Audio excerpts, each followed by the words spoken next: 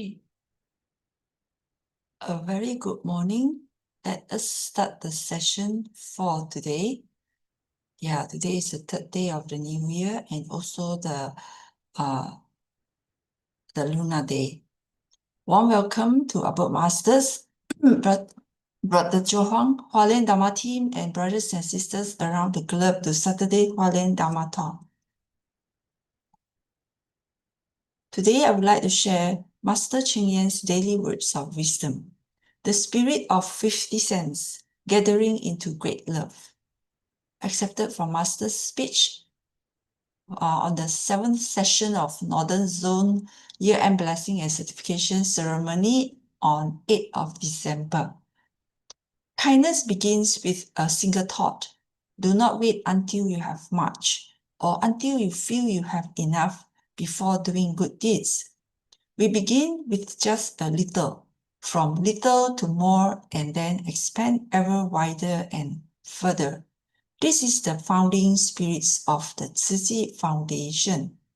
Everyone spread Hualien's 50 cents throughout all of Taiwan and then across the international community.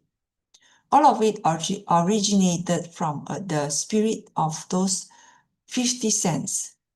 Never underestimate the small. Small amounts, when gathered together, transform into great love. Accepted by Sister Ho Sing Ching from Singapore. Ka'en for listening. Now let us send our sincere prayers into the 10 directions. May the Saha land be free from disaster and peace prevails in the world. Let us sing the prayer song with sincere piousness.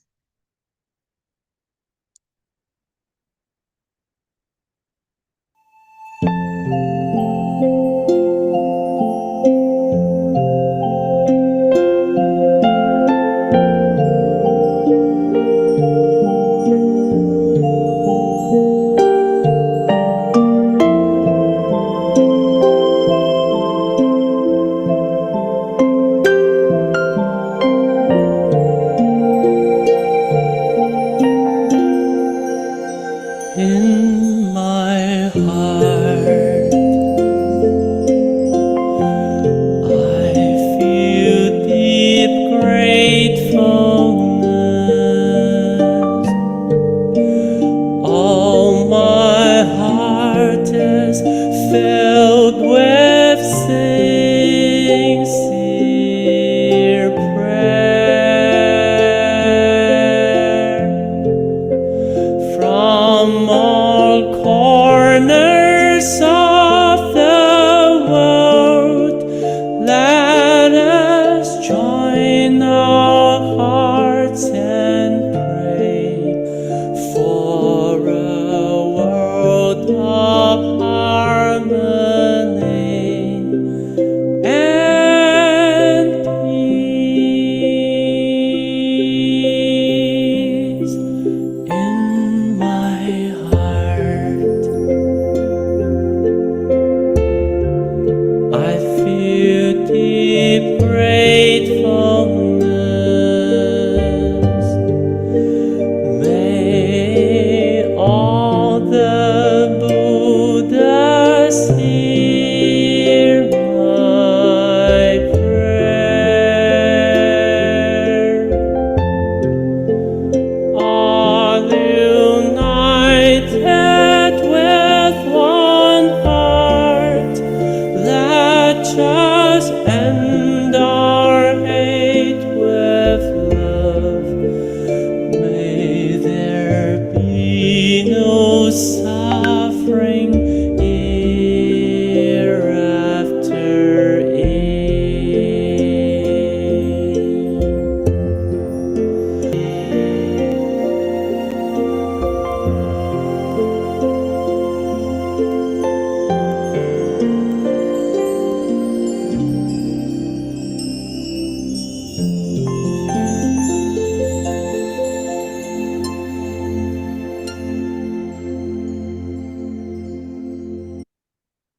May all minds be purified. May there be peace in the community. May there be no disaster in this world.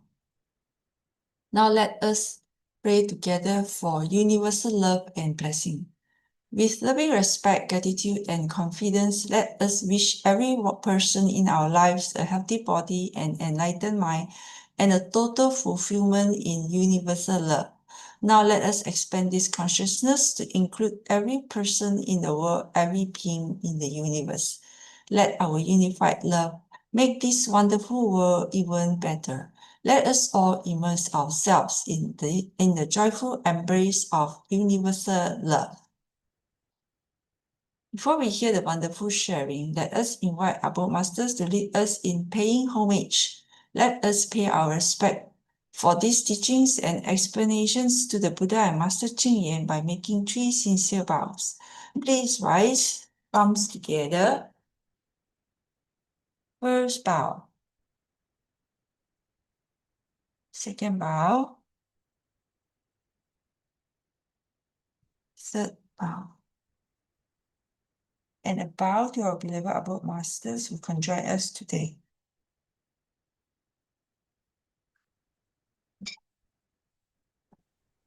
Okay, today we have Brother Joe who will be sharing with us on the Dharma insights, and followed by Master Huang who will be sharing, it takes 3 generations to make a gentleman. And we have Sister Chuey San who will be sharing from BodhGaya, a year of personal growth in Tzu Chi BodhGaya, India. Okay, now let us hand over the session to invite Sister Tzu Chi for the weekly summary. Over to you, Sister Tzu Chi. Thank you, Sister Lily. Let me draw out my slides. Okay. This was 2 weeks ago. So Brother Huang spoke. He said, Master travels far, yet and blessings bring her cheer. The Sutra of Infinite Meanings guides the path so clear. Chapter 1 sets the stage, preparing hearts for change. Mindset must awaken, understanding alone isn't enough range. The Lotus Sutra inspires, guides, and shows us what to do. We learn not as students, but as teachers too. Dharma stays the same, yet teachings shift with time. Chapter 1 convinces us change is near, it is time to ascend the climb. Chapter 2 begins the talk. Bodhisattvas now appear, awakened beings still learning, seeking wisdom near. 80,000 join, questions ready, humble in voice, facilitating understanding, giving every listener a choice. World-honored one, they ask, which Dharma path is right? Which door leads to perfect awakening, full and bright? Time runs out, answers needed before Buddha departs. The question, crucial for all, springs from many hearts. Okay, that's to be continued this week. Okay, then we had Brother Sean, who spoke about great love transcending religion. In Dubai and Vatican, interfaith talks recently took place. In 1965, dialogue between religions was rare to trace. Missionaries traveled far, building schools and healing care. Yet outreach to all humans was mostly unaware. Religious lineages differ, but love and mercy are the same. Tzu Chi built temples, mosques, churches, spreading hope's flame. Disasters bring loss, yet volunteers restore lives anew, not to convert, but to show love, honest and true. Brother Sean learned differences between Catholics and Protestants with respect. The Abrahamic house shows similarity we should reflect. In Poland, a Muslim in a Buddhist organization is Orthodox, shows what action can do. Compassion through practice matters more than debate or view. Okay. Then finally, we had Brother JJ, who spoke about the Tzu Chi youth participation and external partnership. Brother JJ has a master's in mechatronics. Serves Tzu Chi Malacca today. Youth partnerships, UN Asia Pacific with Tzu Chi roots since many past days. In Germany, he saw refugees stranded with borders closed and nowhere to stay. From war-torn journeys, empathy grew, guiding relief's way. Master reminds, inspire others, live and carry the Tzu Chi heart. Hill, Poland, Ukraine, relief has reached a global part. Generations differ, but hearts can still connect. Seniors guide with love, inspiring youth to reflect. Partnerships widen horizons and missions share common light. Youth summits, music, nature, and even farming spark sustainable sight. Leadership programs, green practices, youth-led conversations strongly ignite. The firefly goodness grows with love as the Dharma unites. Okay, Gan for listening. I'll stop share and I'll hand over to Sister Stephanie to introduce our next speaker. Is that correct? Yeah, Yeah. I'll stand in first. Oh, okay. Okay. 感恩 to Sister Tzu Chi for the wonderful weekly summary. Yeah. Okay, now let us invite Brother Joe, our regular speaker, to enlighten us on the Dharma insights. Grateful to Brother Joe. Over to you, Brother Joe. 感恩。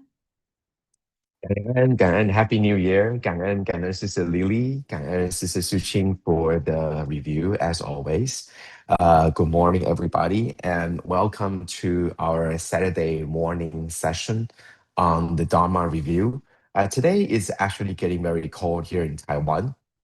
I'm not sure if it is getting cold ever in Malaysia. I think in Malaysia it's always the same weather, it's beautiful weather, warm. Sometimes too hot, but in the recent few days in Taiwan, there is a cold front. And so the temperature had drastically dropped down, especially in the early morning. So you could imagine how difficult it is for the early morning for waking up to attend today's the lunar 15th. But in any event, in another more few days, Master will be once again traveling around Taiwan again for the second trip for the year-end blessing. And there have been talks about how the temperature in recent days are actually still quite low. Are we going to sort of postpone or change?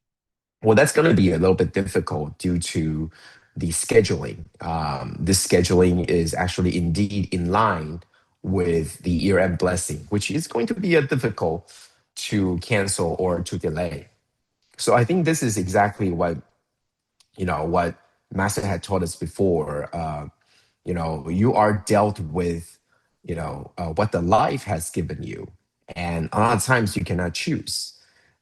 Sometimes when we are making the plans for the trip, there are flexibilities. There are spaces for you to maneuver. There are room for you to make your changes.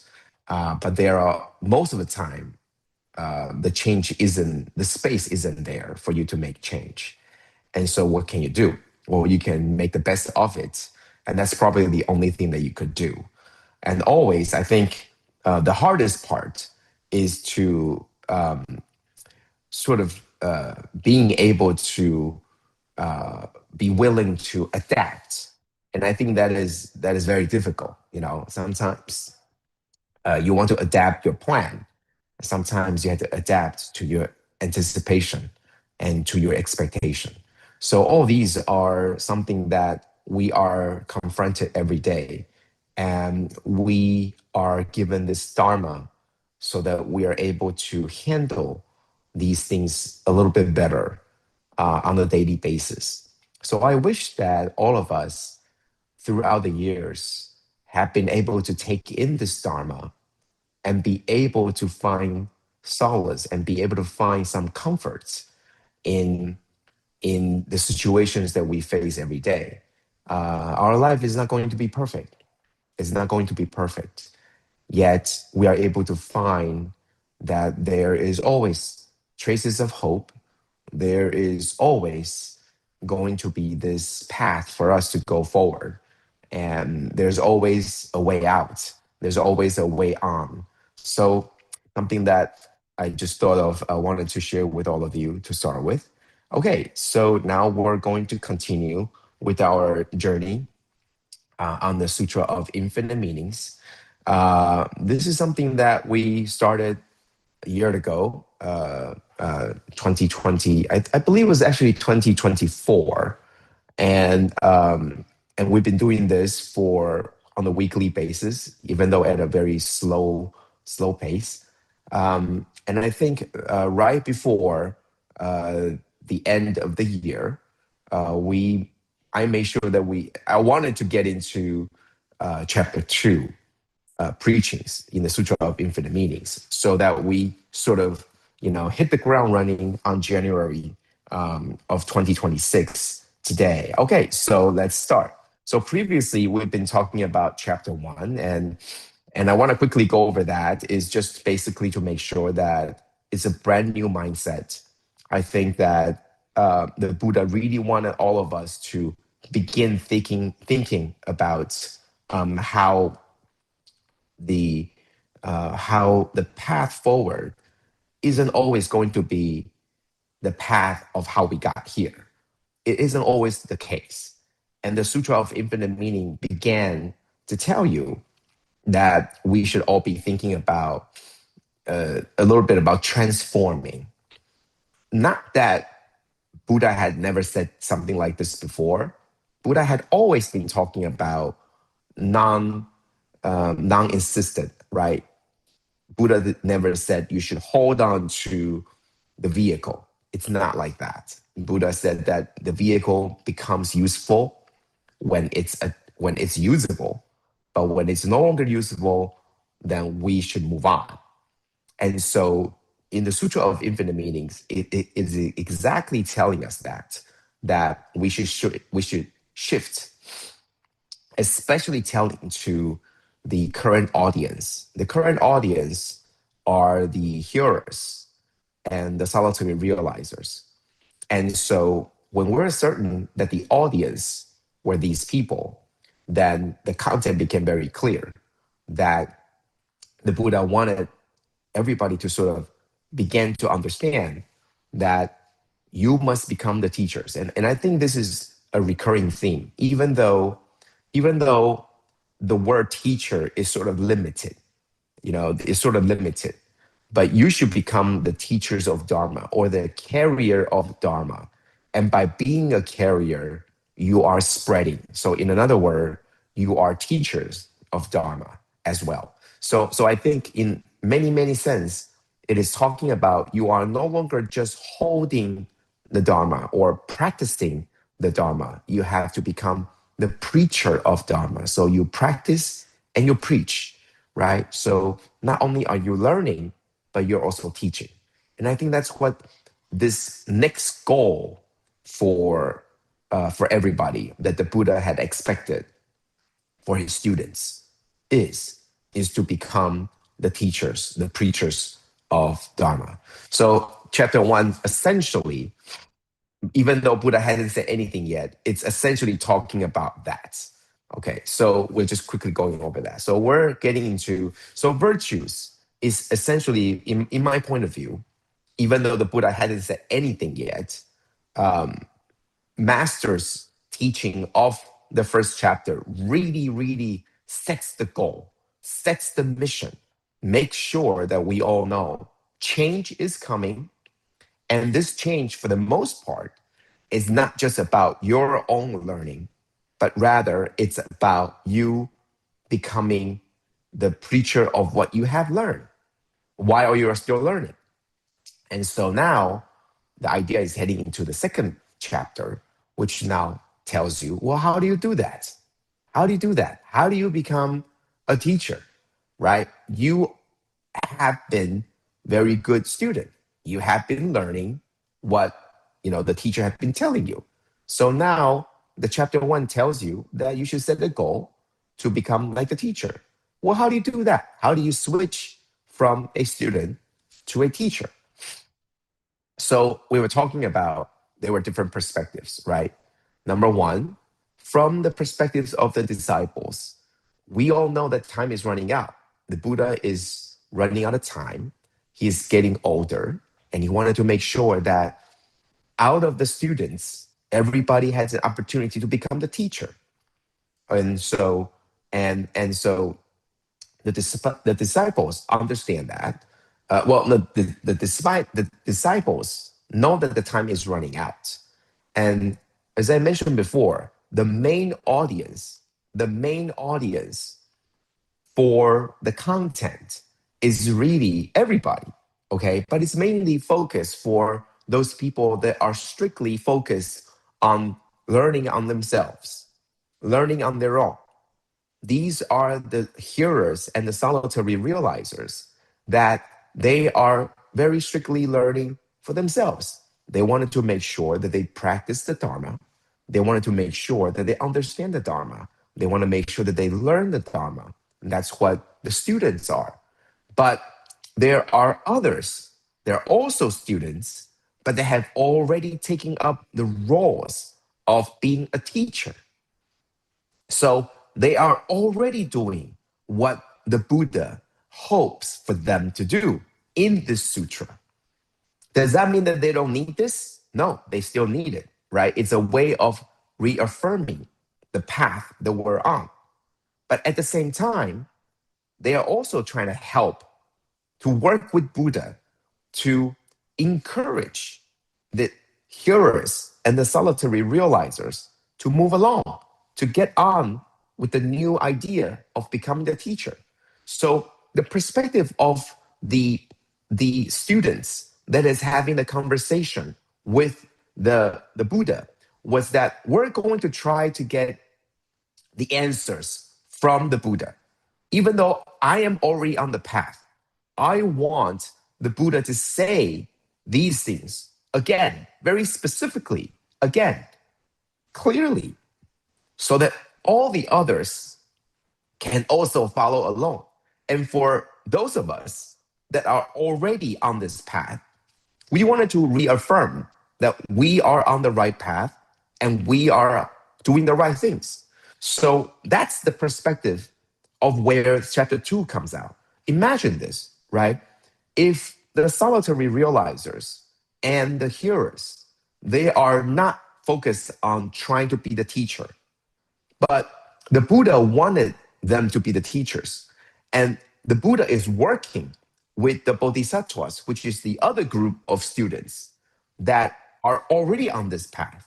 So the Buddha and these good students began this conversation to make sure that the Buddha said the very specific details so that the hearers and the solitary realizers can hear it and then know that they need to move on for their next goal. Imagine that there are three groups of students, Group A, Group B, and Group C.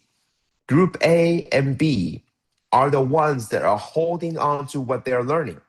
They are still trying to practice, but they are not really spreading the Dharma. And for the Buddha, he really thinks that everybody at this point, because time is running out, the Buddha believes that this is the right time for everybody to preach what you have learned.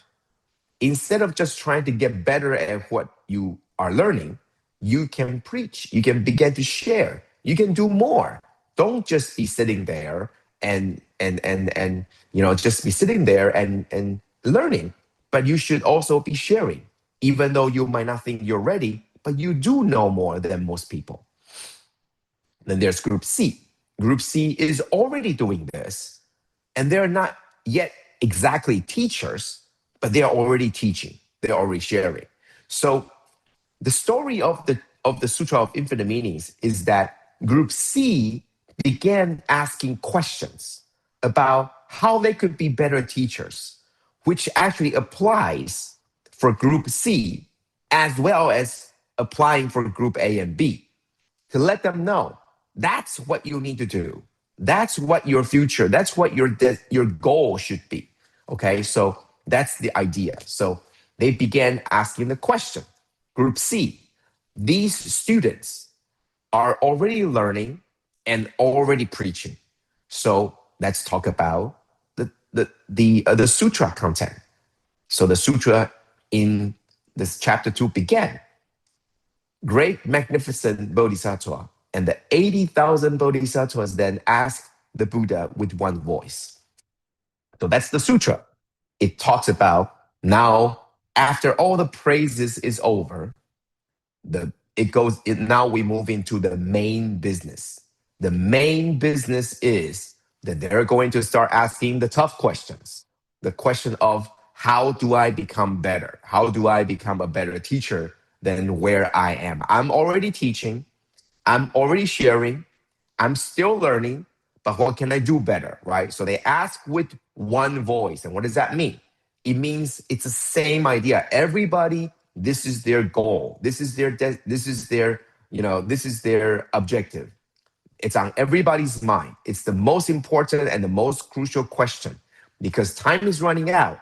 These types, group C students, they're already doing everything that the Buddha want them to do.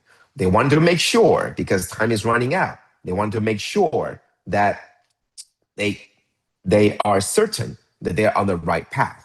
So this question had to be answered by the Buddha to everyone.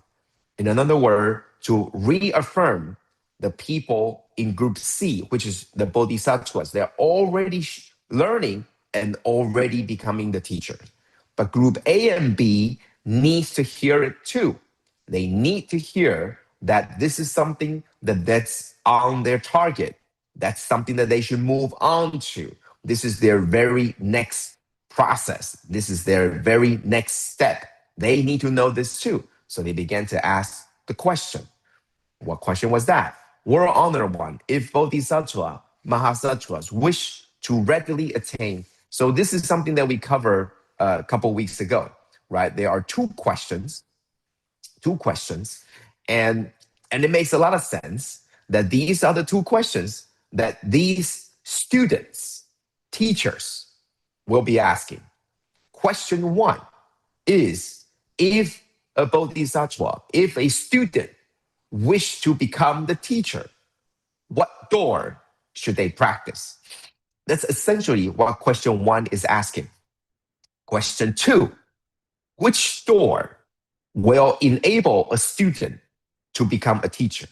Now, question one and two sounds very similar, but I shared before that question one is asking from a first person point of view.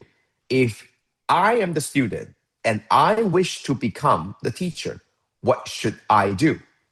Second question is, if I can enable another student, what door should I do? What Dharma should I take to enable another person, another student to become the teacher? So essentially, it's two questions, right? So look the same, but it's actually different. So wish to attain. So that means the person wants to become. So that's the first point of view on the individual level. Enable, that means another person. You are trying to get another person to attain this supreme enlightenment, right? So these two questions are ultimately different, okay? So that's what we talked about last time, right? So the perspective of the Buddha is the time is running out, and the answer has to be very, very important, understood by all the disciples. And it has to be extended and expanded by the disciples because, as we mentioned before, there's no more time. These are the teachings that the students have to be able to understand on their own and extend on their own, because the Buddha will not be able to answer, will not be able to be with us all the time. So continuing on the Sutra of Infinite Meanings, right? So we'll continue. So the Buddha right away answered to the great magnificent Bodhisattva Mahasattva, right? The Buddha replied to him, good man, this one Dharma door is called infinite meanings.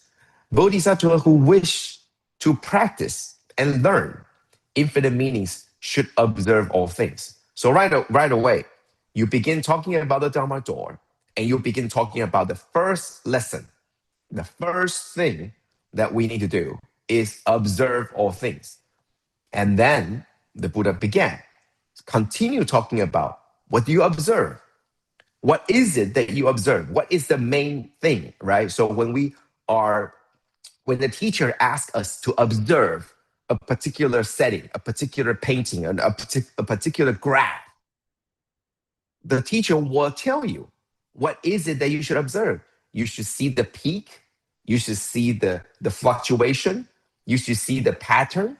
You should see the color. You should see the shape. That's what the teacher tells you, right? The teacher tells you, look at this graph. Well, everybody look at it. And then the teacher said, well, what are you looking at? You're looking at here, and here, and here, and here, right? So that's what the teacher continues saying. By saying you need to observe. What are you observing?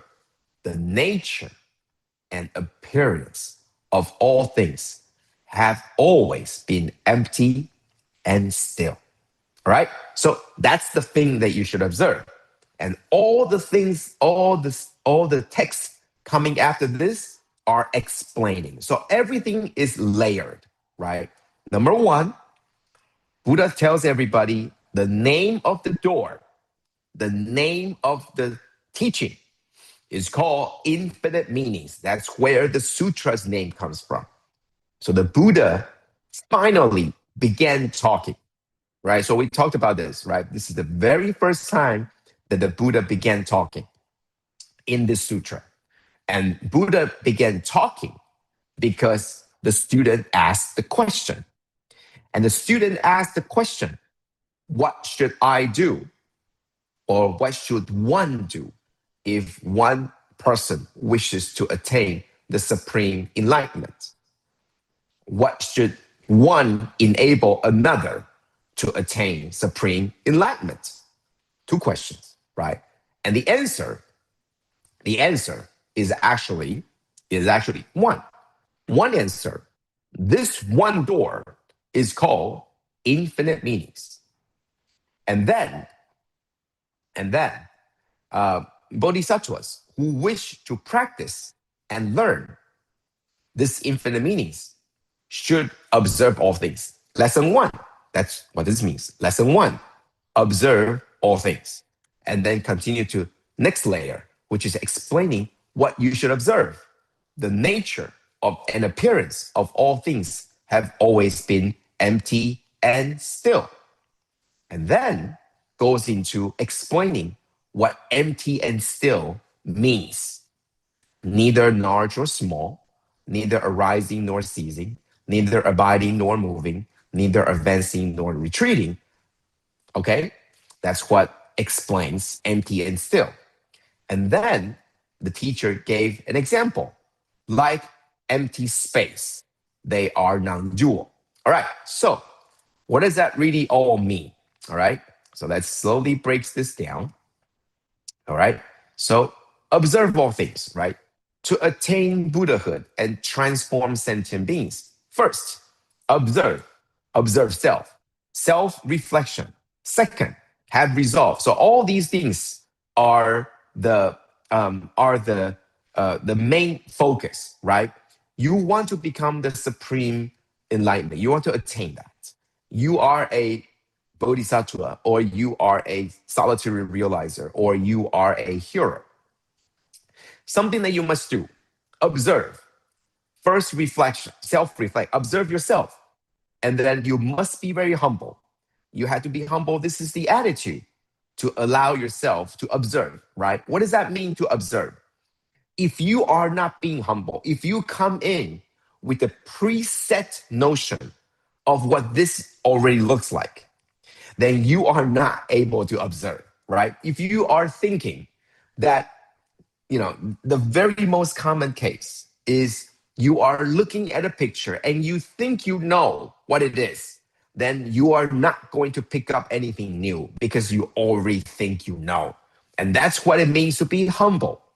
If you are observing something, if you're seeing something, and you think you know all there is to know about this, well, guess what? You are not going to learn anything from it. That's why Master in the book mentioned about being humble. If you are not being humble, you're not able to open to new things that you are going to see. Because you already think you know this, right? You take one glance at it and you think you know all about this, then you're not going to be able to pick up anything new. And that's what this means.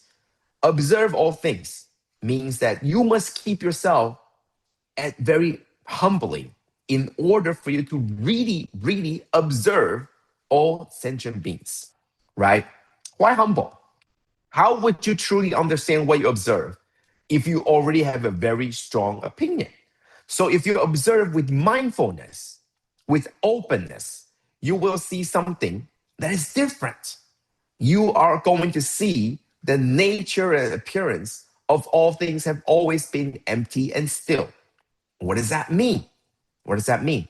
People aren't always, they are going to be, they are not going to be the same, right? If you take a glance at your mother, at your father, right, when you're a child, you know who they are, but slowly you look at them.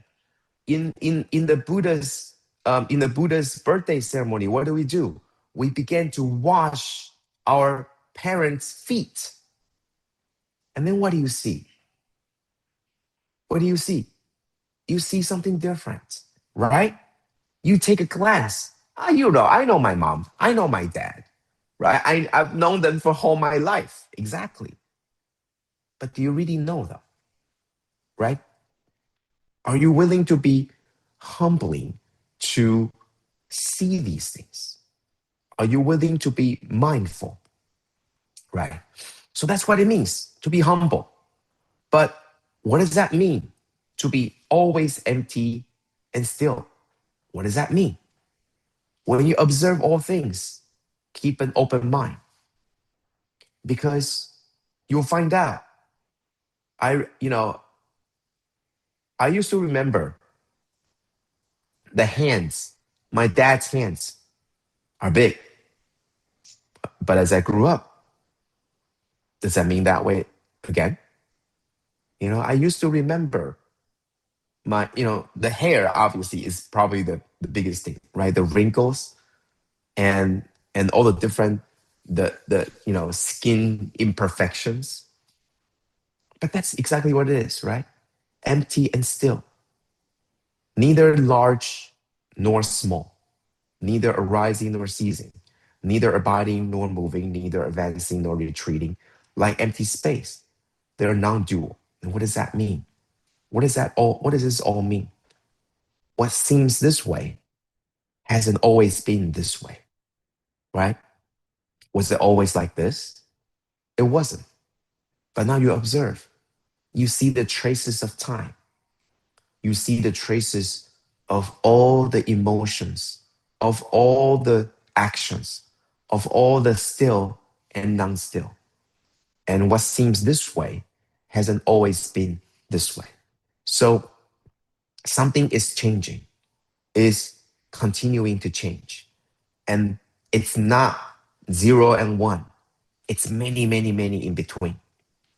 It's what you see might be 1, but it's many things in between that becomes from 0 to 1. So that's what this means, right? Don't jump into the words and saying that, well, what does that mean to be moving? What does that mean to be still? If it's moving, doesn't that mean it's still? It's not still. No, all these words are trying to tell you it's not 0 and 1. It's all the things in between. And 0 and 1 are also part of it. Okay, so I think the writings in the Sutra of Infinite Meanings sometimes might seem to be very cryptic. But what it's trying to say is that it's all the little dots in between. So don't focus on the 0 and the 1. What you should see is the process of going from 0 to 1. What you should see when you begin to wash your parents' feet is that this is an ongoing process. It's called aging. It's called decaying. And we should all know this. This is not going to be the stop, and there wasn't going to be a start. It's a process. It's non-dual. That's what it means.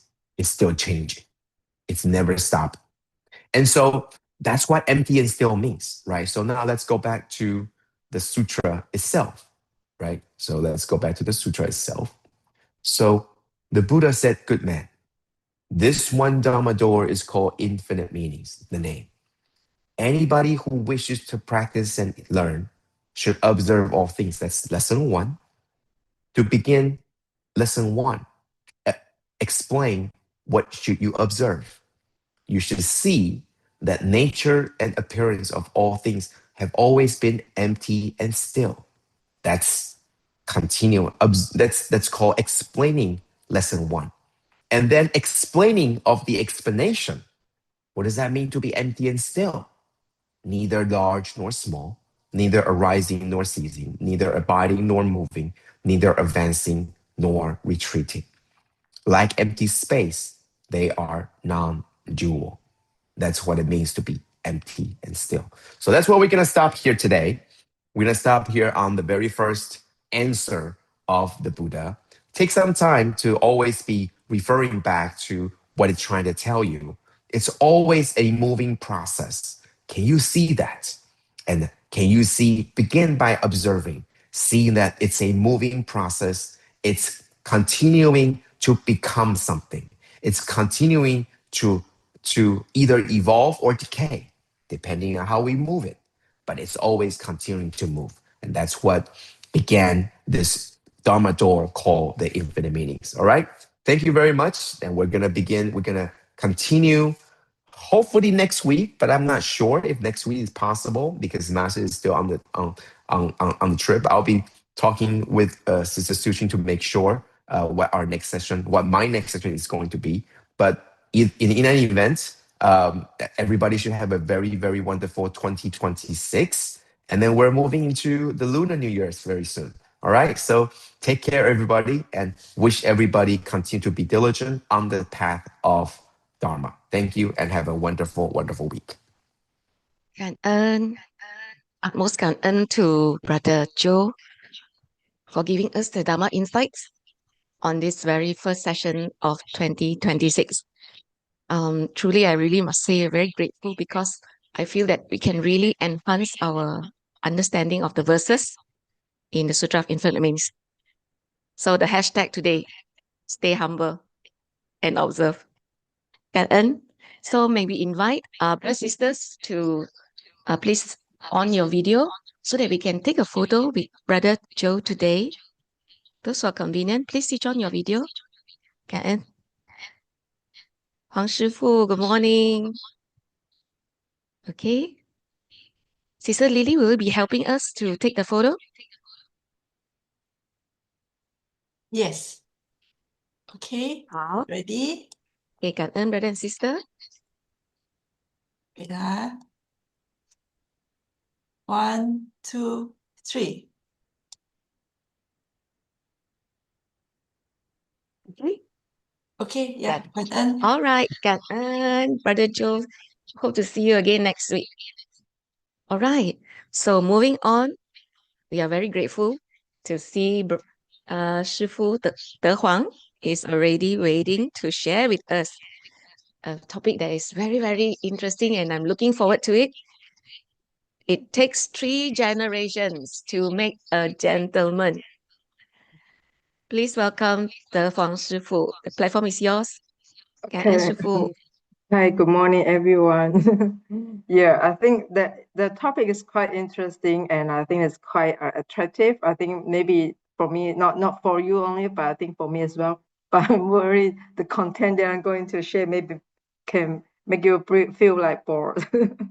Yeah, I'm trying my best. But anyway, thanks for just our brother Joe shared to us about the chapter 2 on the infinite meaning, the sutra regards this one Dharma door. Yes, indeed.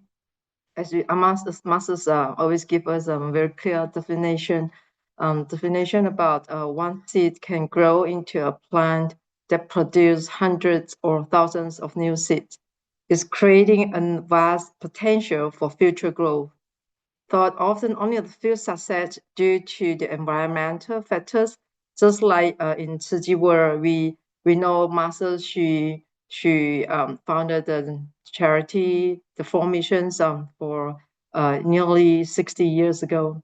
But they still have a lot of people, the turnover for the volunteering who left and joining the new Inspire Living Bodhisattva to join Tzu Chi. And we do have some people leaving due to certain reasons. So, but anyway, I believe that they will definitely bring the good seed plant in their heart will be forever once they've been, joining the path before. Yeah. So let me get start my sharing today, and let me to show you my slides first. Sorry, give me some time. Sharing. Okay. And this. Okay. So are you able to see my slide now? PPT. Yes, Okay. Master. Okay, so actually, maybe just ask a simple questions for everyone. Have you ever felt overwhelmed by the rapid pace of the technological change? Or maybe we nowadays, especially for young people who chasing after the current events without knowing where the future is headed. They just, blinded to follow it only, especially for the AI era. And maybe that you feel like maybe kind of like falling behind the fast-paced society, because if they are not upgrading on the new AI technology, maybe they feel like, oh, they are very like old-fashioned. But I think for Master's teaching is not like this. The concept that Master gives us is like she believes that the time can accumulate whether it's a good ever or we are creating a good Dharma for our future. It takes time. So in Chinese, we know that there's a saying, it takes 10 years to nurture a tree, but 100 years to train a man. This idiom, I think maybe for what I found it in internet, maybe it says like a browsing, it says it takes 3 generations to make a gentleman. I think this is in the British idiom that I get it from. So just like, okay, get my next slide.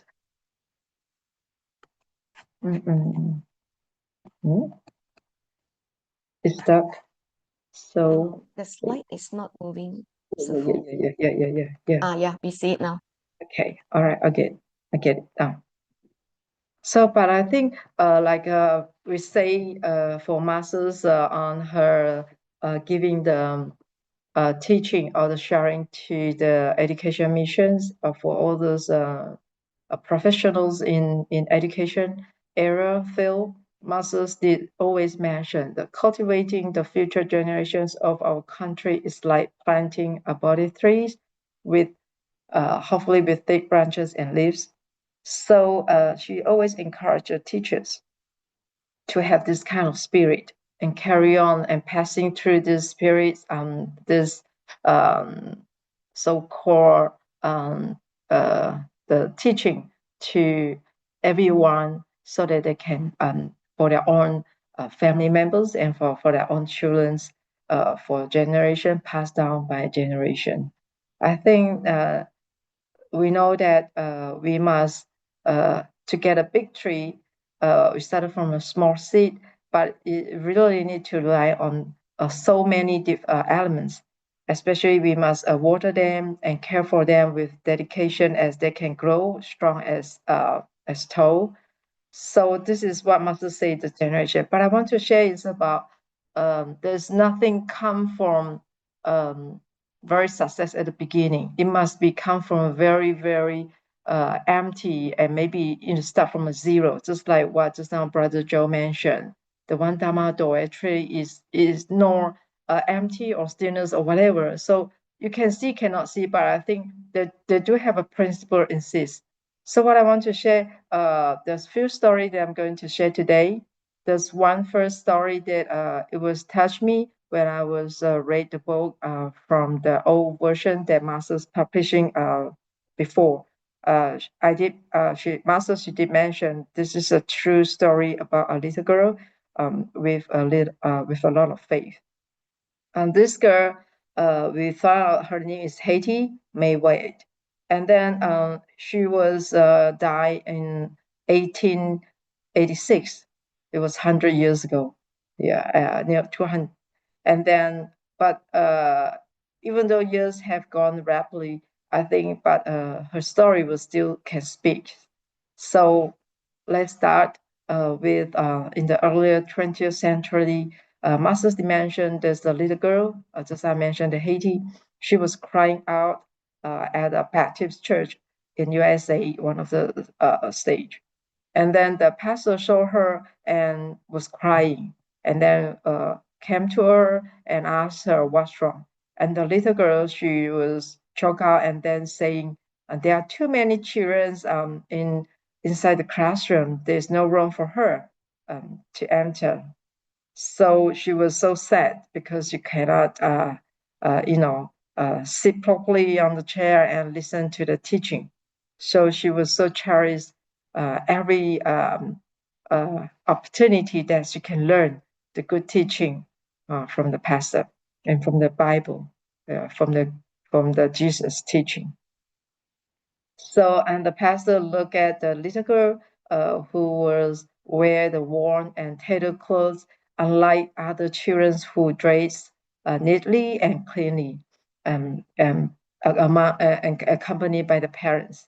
And then this pastor, he was give rise a compassion, and then he talked to himself with so many children at the Sunday school. And this child from the slums in the rural area, in the small, poor village, and is naturally being pushed out of the classroom because she's the first one who was chasing out of the classroom, cannot enter. So the pastor took the girl's a small hand and went into the classroom, bring her to the classroom, and the pastor found a seat for her to attend the Sunday school. And the little girl was so deeply moved by this pastor's love, and she felt very grateful. So she was secretly make a decision in her heart. What secret was appealed after around 2 years later. The little girl was died of illness, and the girl's parents knew that she will often attend the Sunday school at this church. So the parents decided to ask a pastor to hold a farewell ceremony for her. So the pastor picked up when and the pastor came to this little body, and then the pastor picked up the little girl, and he found that there's something slipped from her body, and then the pastor picked up and look at it. It was a very worn out wallet, and then he found out there's a note there's with some few words, and the girl say writing on this on her small hand with her small hand saying this is dedicated to God and to help build the little church bigger so that more children can attend Sunday school. This is the last wish that the little girl made. And the wallet contained not only the notes with a piece of paper with a few words, but it also contained a total of 57 cents. So what can they do during the time is about 100 over years ago. And actually, up until now, there are masters mentioned this church, it was just cost 57 cents to build. Not only the church, but it's been becoming universities, and they do have some hospitals, the medical academic institutes in this area. And because the pastor will feel so moved by this little girl's dream, and then he start to share the little girl's vision to everyone. And there's one newspaper reporter who learned about and decided to publish on the newspaper and to let everyone know. So this story was written down and spread. So, and there's a landowner in that village saw this news, and he decided to sell a piece of land to the church for just charge 57 cents.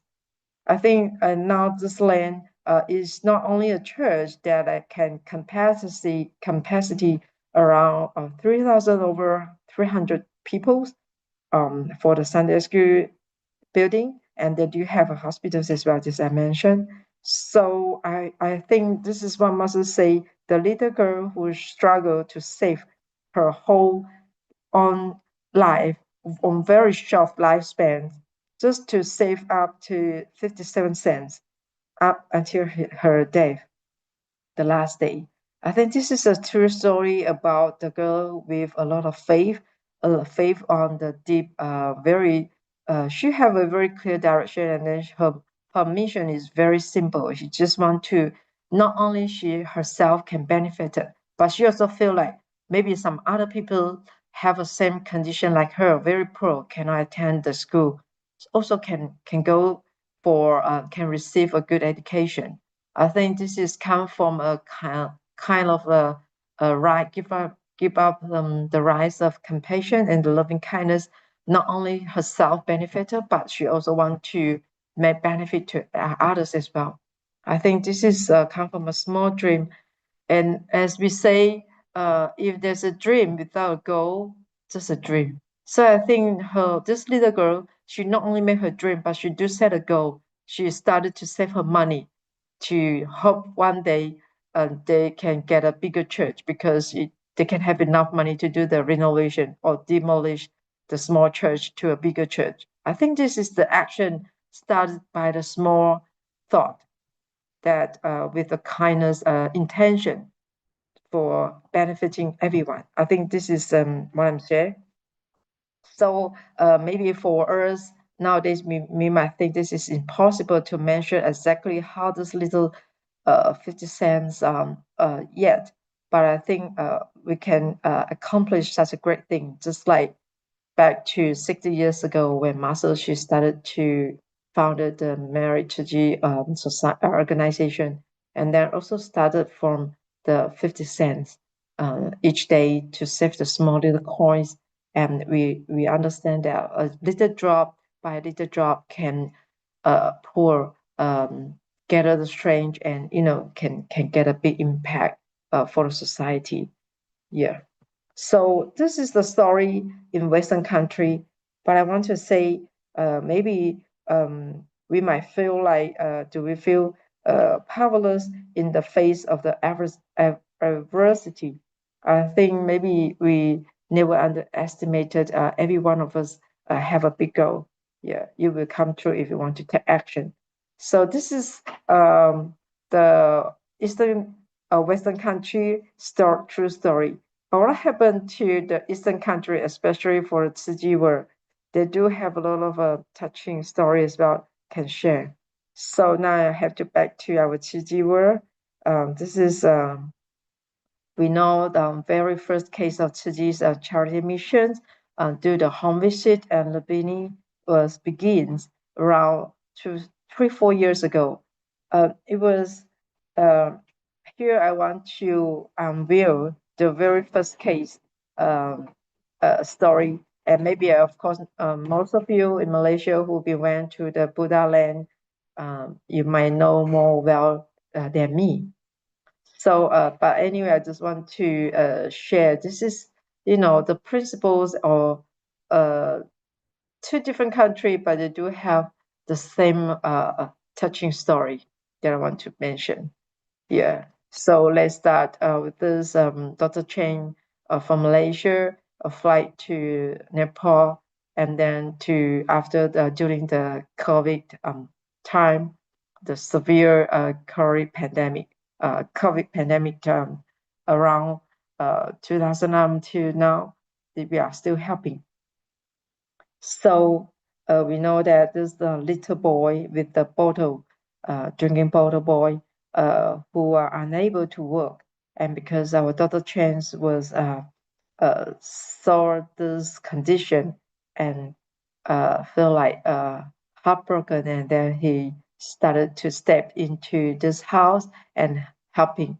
This is how the Tzu Chi, who is kind of like a milestone that we start the Tzu Chi first case of charity home visit for this small little boy, and on the 2022 on May, 2nd of May. So I think this is how started to create a connection from this family with Tzu Chi. So this is the origin of the story remains, but is not the end. But even though we learned that this little boy who was died in last year, 2025 on September 23rd. So I think his story, if we Tzu Chi volunteer will never forget. Please keep continuing to share this, to share this very true story to everyone. Never forget this little boy, because of him. Yeah, started with just his one person, but it created an initiative of a transformation of the whole family, and started to influence a village or even the city and the country.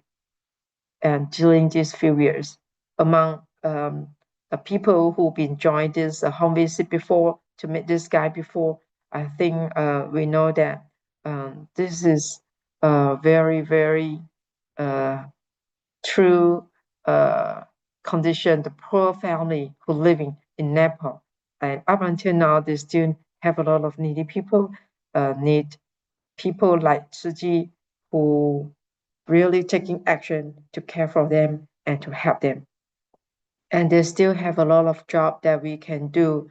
And the reason I read from the magazine, from news, they're saying actually this is a very sad story, because this little boy who will die, maybe part of the reason just because they are having a superstitious thinking from the grandmother.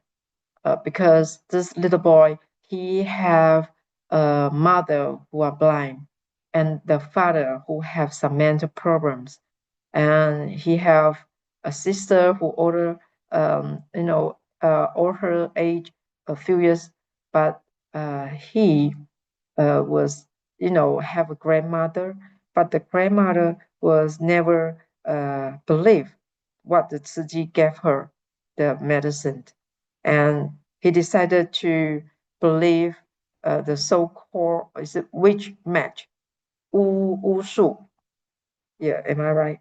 I think because this women, yeah, he was died because his grandmother insists on using the witchcraft to treat his illness, but he did not believe in Tzu Chi's marriage mission, education, the medicine mission, and her grandmother, for what I get it from the news, saying that her grandmother decided to give up the treatment that Tzu Chi provided.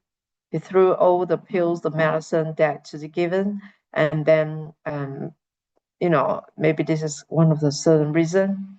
I think because they still have the mind and the lack of the knowledge and the true knowledge and the true education, and in the whole how can I say, just like I think I, for what I'm trying to say, just like we still have a lot of things to do in the Buddha land to transform the people's mind. Yeah.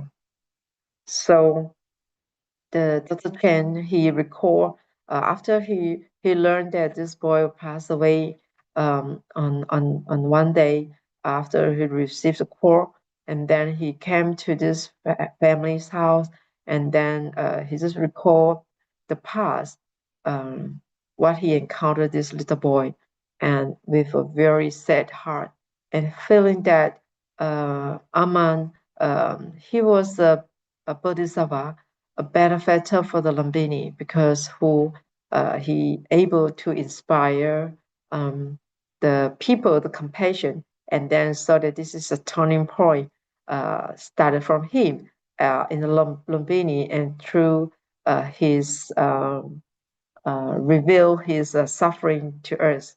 So there's Four Noble Truths. The first begin started with the suffering. In other words, it's called dukkha, right? So I think this is the suffer coup, because the started from the suffering and the cause of suffering, and there's a way to do the resolve, the solution, and the final we will get something to make better. So I think this is the noble Four Noble Truth that I want to tell us. It happened in our daily life, in daily activities that we encounter people.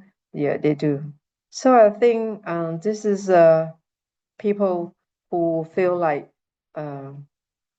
only for this little boy who are, how can I say, just like for me, I think this is kind of like we say people will give some model for us to follow. I think this little boy also is kind of a model for us to learn.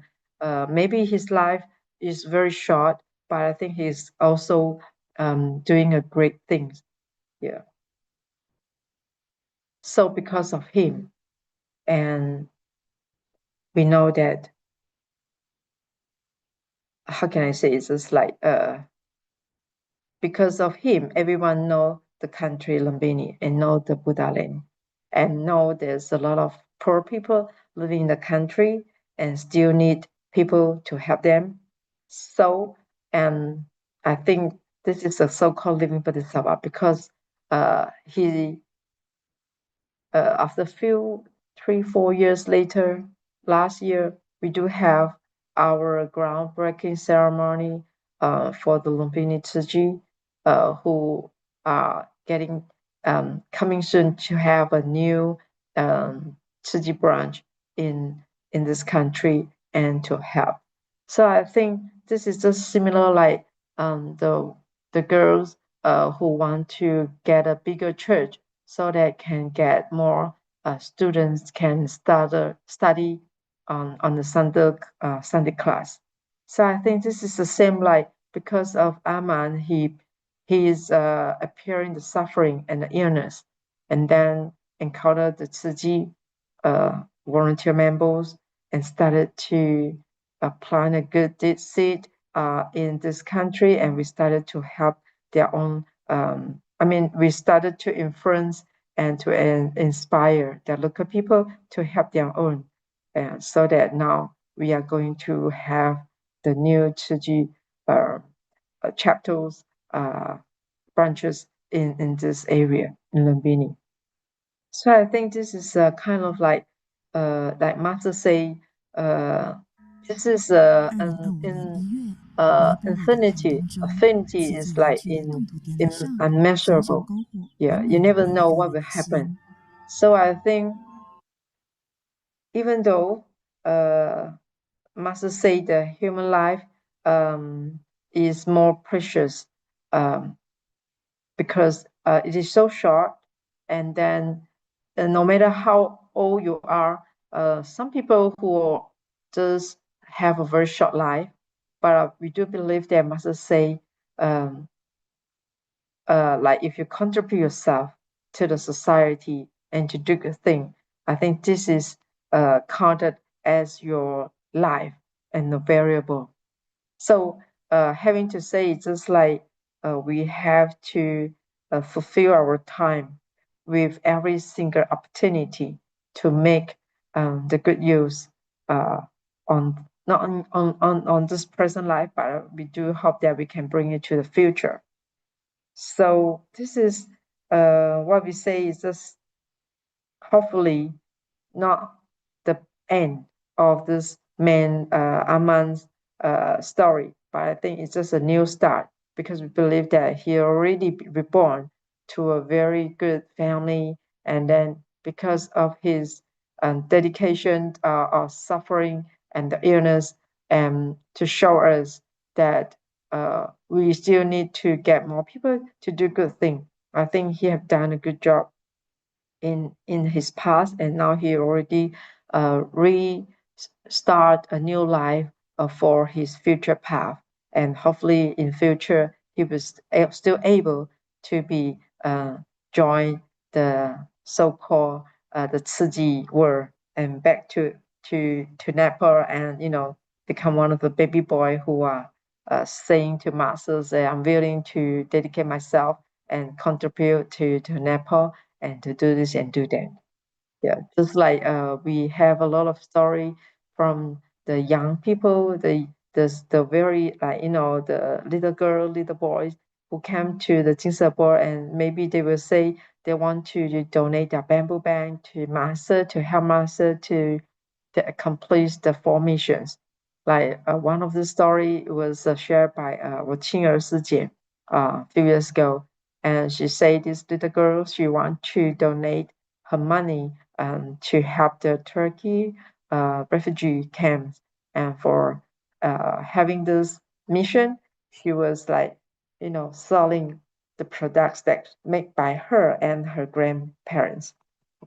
And then because everyone will support her, and then so she can very quick to fill up the bamboo with a lot of money, with a lot of knots. And I think after that, she able to pass the money to Sangren, to master. And then she also presented one of the gift for master. She say this Mo Tian Lun, and then she say I'm going to give you this one, so that it just represent the turning the Dharma wheel. 这是转法轮。And then she say to Sangren master, say that hopefully some master will always turn the Dharma wheel every day. And masters reply to her saying that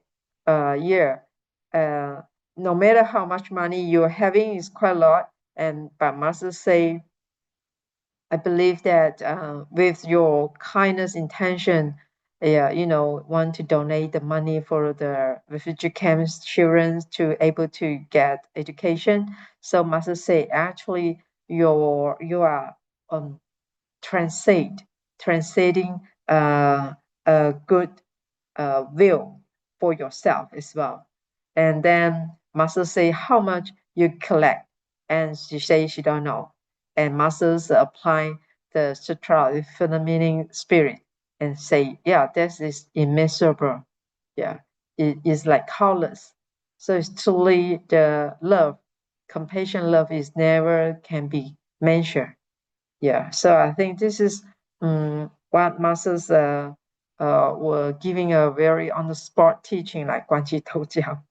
Yeah, and the last but not least I want to share is about because about 2-3 days ago we are going we just having our story time for all Tzu Chi volunteers back to the board to do the have a tour at the exhibition hall at the new building.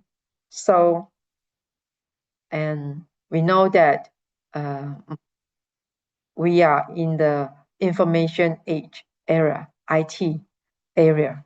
But Master, she took 60 years, started from a small wooden hut, and from the small 小木屋 came to the very small 小净室, and then finally you will see they gradually they have a few different stages constructions to make this 净室 boat bigger and bigger, and up until now you can see we have our manhole.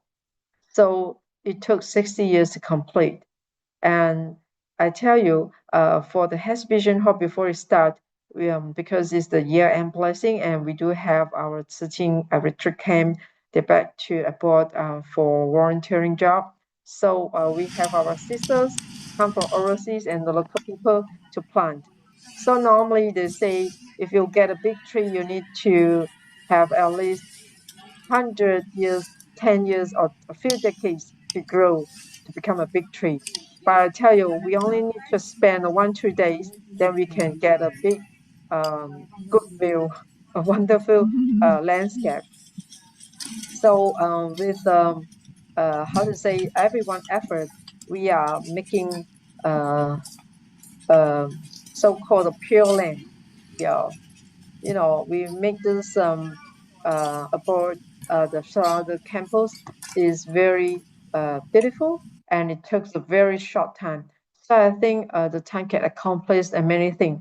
It started from maybe some very simple stones and without any grasses, and because of everyone effort, and gradually you can see we do have our Malaysia sisters who are helping us to dig hole and do some, lamp landing. So, and now you can see this is the final. So I think I can say we are learn from zero without the knowledge about planting, but we have a team who are in the professional. So they are passing their knowledge to us. So that this is how we make impossible to become impossible, just like for this area. So it was empty without anything, just a solid concrete at the beginning. Now they're filled with a lot of big trees, small grasses, grass, or all this dark stone, everything. It was created by human being. So what I want to say is just like there's nothing impossible, just only from the human, whether we want to do it or not. So we are luckily we have a good young people, Tzu Chi, who join our ranks to help us to complete the last piece of grass to fill in to this lane.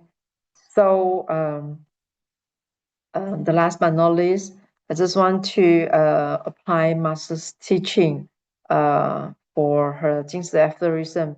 She did mention the length of a person's life is determined by the amount of things they accomplish in this world.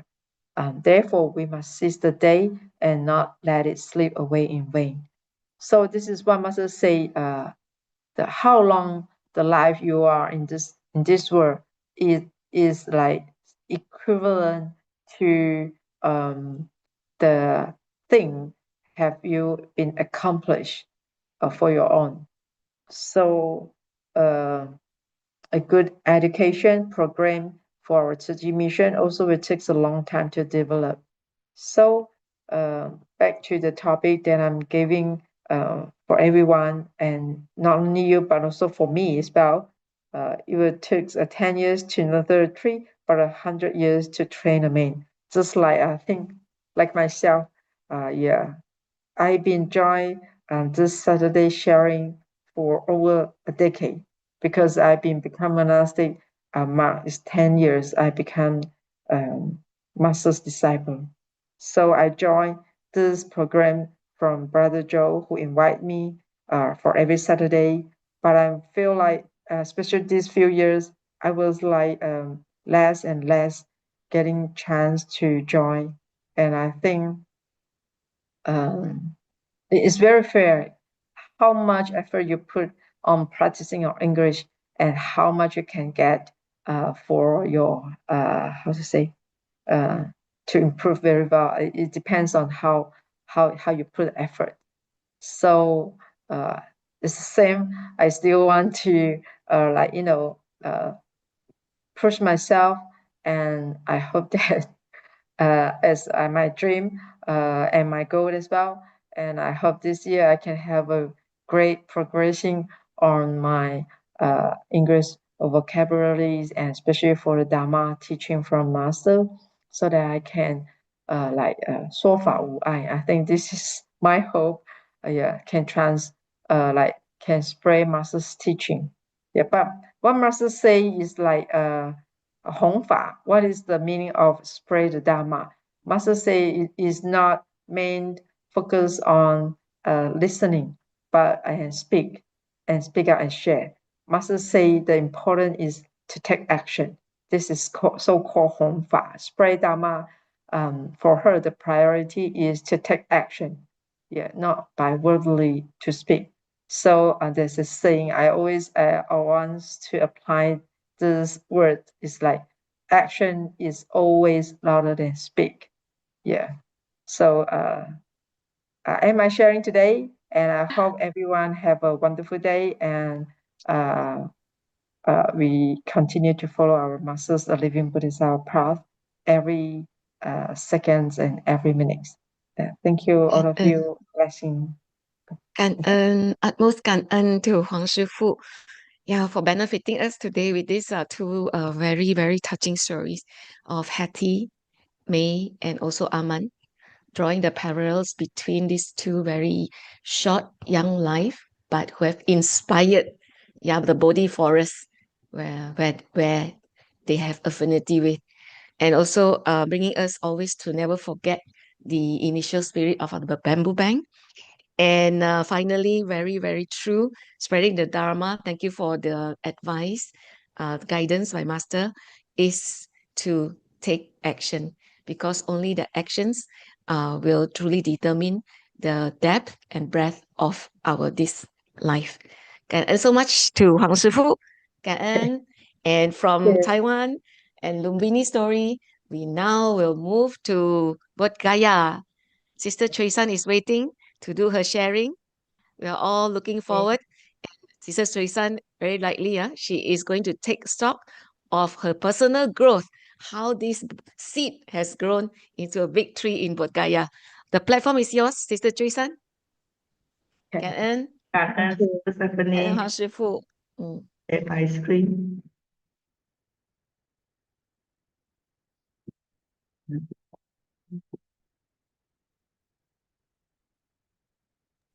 It must be very cold there, Sister Chuey San.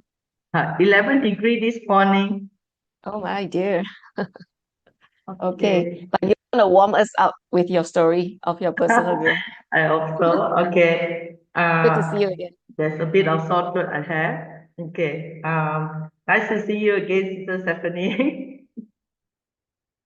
Okay. This morning, today, just like to share. My name is Chuey San. I'm a nurse myself in Dharma, which I actually I started joining Tzu Chi only 2024, around May, March or May. May is the time on the Buddha Day, I actually put on my Dharma t-shirt. So like today now, and I got this affinity, able to come to BodhGaya to serve under the medical mission. So here, I've been here in BodhGaya under this temporary visa. I'm able to stay in BodhGaya for a year. So in this 1 year, my personal growth in BodhGaya, I would like to share what I have done and what I see and what I've touched. Okay. Last year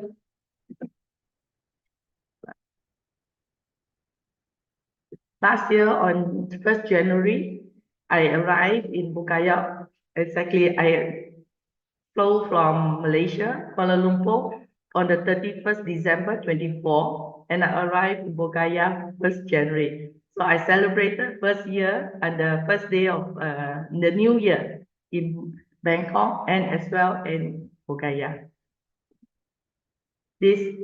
My medical growth in Dharma, because I'm a nurse medical person, so Dharma actually holds something very deep in me. This is Sister Kim Yen, this photo.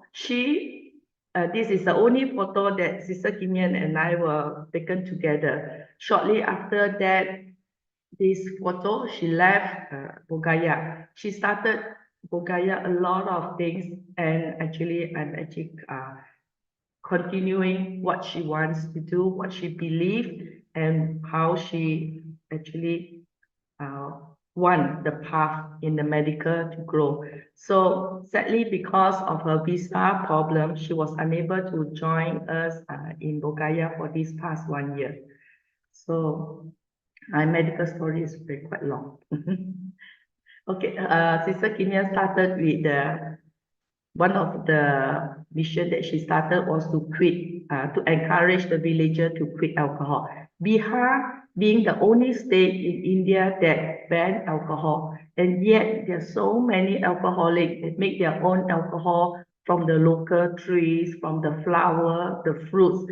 And throughout the whole year, we always been carrying out and increase the people to quit alcohol by sharing the Ching aphorism, by sharing the story, by sharing their health, how to encourage them to quit alcohol. We always give them 2 packets of masala tea. So for them, like in the Chinese, yi cha tai jiu.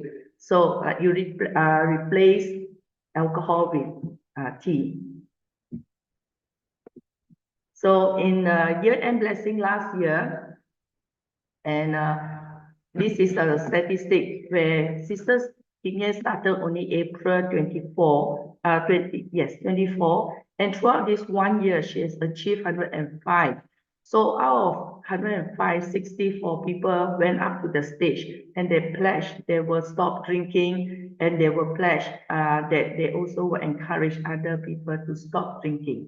So this, it is very significant, very meaningful for Sister Kim Yen, because she personally knows more than most of them and their story behind to quit alcohol. Beside here is Brother Man Fei, and this is Brother Man.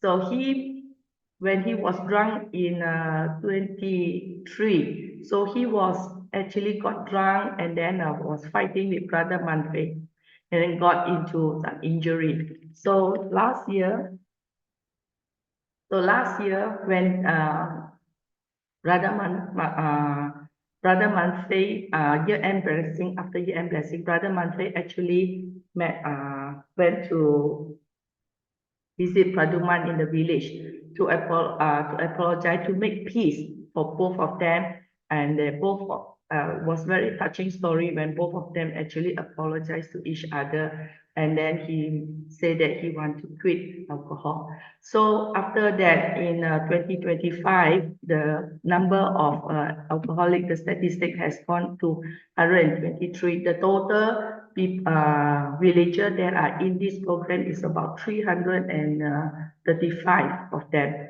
So from 8 villages, 300 of them. So to get 128 is really not easy, because some of them refuse, they're still attached with the alcohol, not willing to give up the alcohol. Then next, because of the alcoholic, because we get to know the villager well, and then to locate the villager in the house, because they are not like in our urban area where we have address. So in the whole of BodhGaya, there's no address. So Sister Kim Yen actually brought this address, the piece, and the address all the way from Singapore, and then we actually managed to nail the whole of Jagdishpur house address. We get the local people to involve, and they're very happy. And nowadays, when you pass by the town, you look at the plate number, it is there for 1 year already. Then the children, just now I was listening to Master Huang was talking. Indeed, in BodhGaya, it is always the children has got a lot of suffering. Be it they have a defect where they acquire, whether it's from burn or from a fall, or most of them that we came across birth defect. It can be a club hand or other defect. Like this child, you can see is a cleft palate child. And yet, when they got to know this child, nobody advised, and the doctor who delivered this baby, from the few cases that I got to know, they were not given where they can go to seek help, where they can get to improve the life of this child when they have this defect.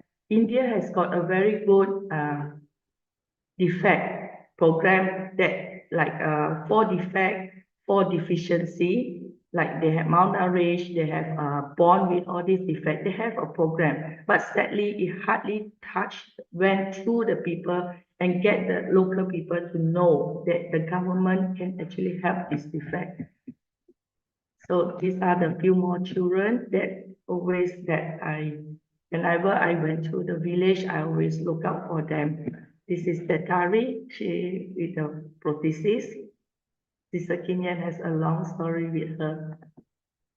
These are the children they're so happy, okay, and also like they are born with skin problem as well, pregnant, and this is Brother Manfreda's 24 when this baby was born during my time. This baby is one of the cleft-lip, cleft palate. There's two families here that Tzu Chi was looking after. So when the family was actually very sad, especially the mother, because when the child was born in defect, they become the blame. They are the fault. The child was defect. So some blessing, this baby came over here and they got good blessing from Master, from VP Lim. And on this baby, on the, the one on the right hand side, this baby who recently did a 5 months old baby now. So recently did the surgery under this Smile Train program in Varanasi. It is a free cleft lip, cleft palate program for this defect, plastic surgery, everything. The hospitalization is all free for these kids. So, and this was this baby in the on the right hand side was done. And mother was so happy because finally the child looked normal and the child able to smile. The other baby is still waiting to do the surgery because I need to fatten up this baby. It's too small for the size, too malnourished for the baby to be to do the surgery safely. I also have orthopedic cases where they had we have to, because of the malnourished, their wound tend to heal longer, and then the rehab is also very poor here. So we need to, even though after surgery, we need to get them back to their normal lifestyle. This is another case where we go to the government hospital. Ghana Manji was very helpful, very willing. He said that we need someone to take care of this patient in the hospital. Are you able to help?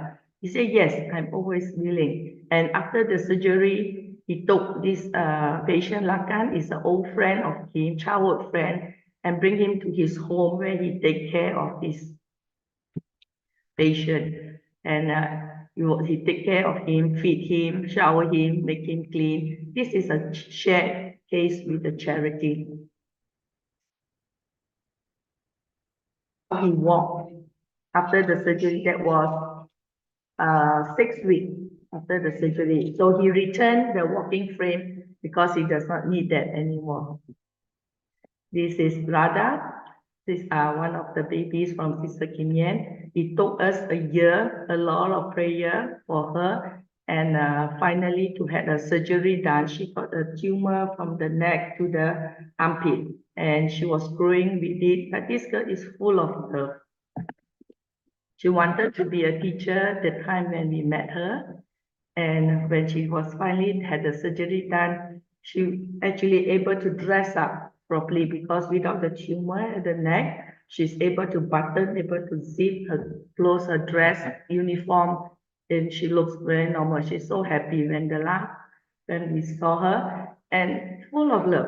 She said, so now what you want to do after your surgery is over? She said, I want to grow up. I want to help be powerful people like us. And then because you are powerful, you are able to help people, and I want to be part of it. She became our donor, and the child really full of love. We have also medical cases that we need to bring them to see the doctor to get the blood test. Patients that we monitor their health as regularly.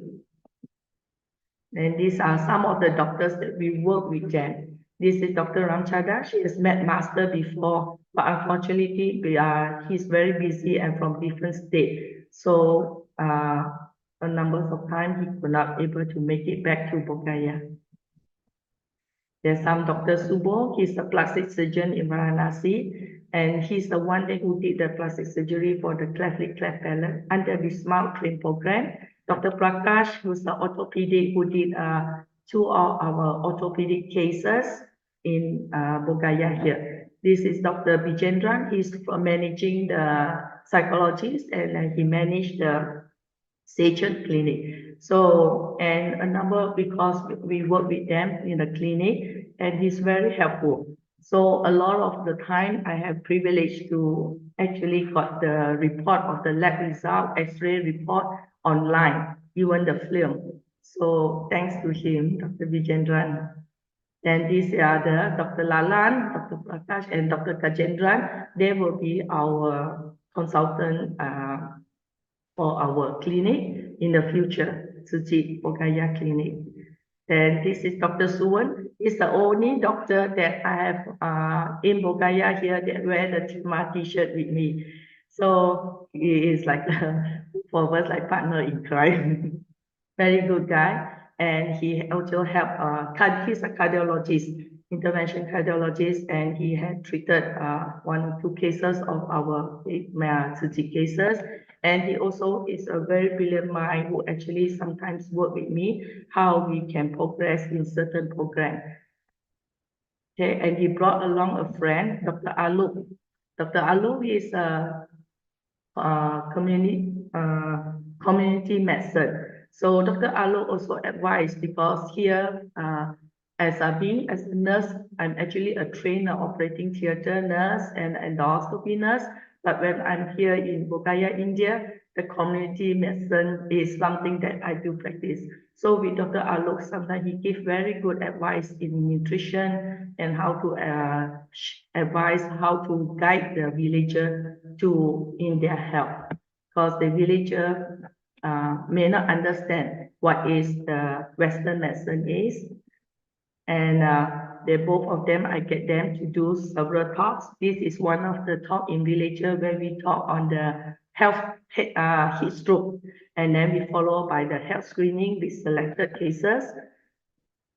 Then Dr. Alok also helped me during the Chao San pilgrimage in Rashgill. He was done, pilgrimage is in the month of April. It's summer here in Bihar, in Rashgill. So when we were doing the rehearsal, he's a first aider, and he actually, we were saying what are the things we need to prepare, but he didn't expected that to be prepared. Many of our volunteers, be it overseas and be it our local staff, were having the heat stroke. And this is the cave of Saripura, and very strange. Many of them they were collapsed. They actually can't climb any further. So they rested in this cave. It was cooler and flat area. And we actually got 9 cases that were actually exhausted from the heat stroke. So we had the first aid treatment here. Thank God everything went well, and they all went. Nobody got hurt, need to be stayed, went to the hospitalized, and they all walked down back. So that was during the rehearsal. So as a Tima, these are the things that I was not prepared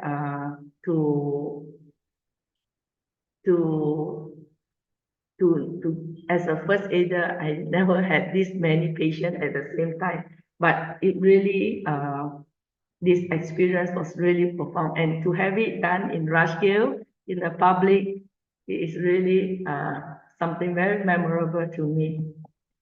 Then the next day we had the prayer in Rashgill. We also had the first prayer, the Sutra of Infinite Meaning. Here is in Hindi. We got the monks, the bhikkhuni and the bhikkhu. They come and pray. The first time in public, we actually chant in front of Master the Hindi version of Sutra Infinite Meaning. So it's very beautiful. And also being, as you know, being a medical person. So most of these events, I'm always the first aider. So this is Dr. B. Kumar. He also helped us as a first aider during the Buddha's Day, 2025. So this reclining Buddha is the biggest reclining Buddha in India. So we had our first aid there, and not many cases, but it's still a summer, very hot. And we also had the opportunity to work with this university student, the IIM, India Institute of Management student. They actually wanted to do a research paper with us, Tzu Chi. We only managed to do the collection of database, and we could not go through the whole research, unfortunately. But nevertheless, the joy of working with these young people is inspiring. They're full of ideas. And I don't only take care of the outside people in the Tzu Chi people, I also take care of them. Here, I was during the summer, I share with them how to do preventive, how to take care themselves during the month of summer, the heat stroke time. So for the volunteer oversee how they got misconception of how the heat stroke, how they can get heat stroke and how to prevent them from getting and what are the signs and symptoms. So I also share this with them. So this another, Dr. Suwon always believe that educating the student are the more very important. He says sometimes the villagers are too stubborn to listen to us. He said, whereas the student, they are the young, they are the future of BodhGaya. So educating them, teaching them about health. So he is the one that who actually inspired me. Okay, let's do the health education in school. So we did hand hygiene, we did first aid. And when I do the first aid, I realized the school here, they don't have the luxuries of curriculum like in Malaysia or in Singapore. No, they don't have a scout, they don't have a girl guide, they don't have a St. John team uniform or even games. So when we were teaching them first aid, they were so fascinated. They really like to learn them. Then we also go to some villages. This is a hair lice treatment. We teach them, we show them how it's like, we do a demonstration, and then we pass out the shampoo, hair lice treatment shampoo. Then further than this year, we met my blessing when we went to we did a health screening in Rashgil. Rashgil, this village is called Body Proof. This village, we opened up this village about very small village, about 45 household. This is a village where Sandit Kumar, the child that Master saw with a big tummy. So now he is very good, and he's always willing to help us. Carry some water to serve the people, carry bread, carry speaker, announce that we are arrived, come over here and do what other things. He's very quiet, but he's very energetic. And he started school as an 11 years old boy. He only started school this year. So I hope that because of his medical condition, his education was fallback. back. But I hope that this boy, he loves to study, and without now with his condition is improved, so that his education will continue. These are the village, very simple village, very happy. They don't have the greed, they don't have the not many evil thoughts in them. Very nice village. And I hope we can do more for this village. But sometimes I'm thinking they are so happy. What can we do for them? And then this is the plan clinic, a charitable clinic in BodhGaya. Is still at the planning stage. We have several obstacles and also the licensing. So I hope that we talk about this for a long time, and I hope in 2026 that this clinic will actually take place. So this, I will share this my almost a year of my medical mission. Follow is my growth in non-medical mission. So, and the charity, of course, is the most of it in charity. That we have monthly charity day here in BodhGaya. So these are the things we use to pack all our food ration and send by tuk-tuk to all various households. So lately, for the past 2 months, we had a different idea. So we get this our care recipient to come into our community center, and where they listen to sharing, listen to master storytelling, and then they do their bamboo bank and rice bank. So, and they collect their food ration and they go back on their own. So this is 1B, 1C, one village and one community. So sometimes I do also work with them. They are very helpful sometimes when we work with them. Because they are very good in talking, and the villagers know them very well. I also have a blogging in the Rajana River, team building. I didn't know in Tzu Chi BodhGaya, in this small place, there exists team building. The team building was done by Sister Jali. And not only that, after work, we also got team building. Sister Stephanie did a small minor team building for 2 hours. Was fun, was good. And we had mini marathon here, few kilometers, done by the IIM management. Mr. Kaping used to connect us with the IIM. So that's why they actually invite us for this mini marathon. Then, of course, daily life wisdom, master storytelling, book sharing, all these are part of our growth, my growth here. And then we also had the sewing class, and then that day they had the graduation. And after graduation, they say, okay, we give them we full support them, and we ask them, okay, you sew a kurti for me, the whole set, like a Punjabi suit. And this girl, a graduate, she sewed this. I bought the cloth, but then she sewed it.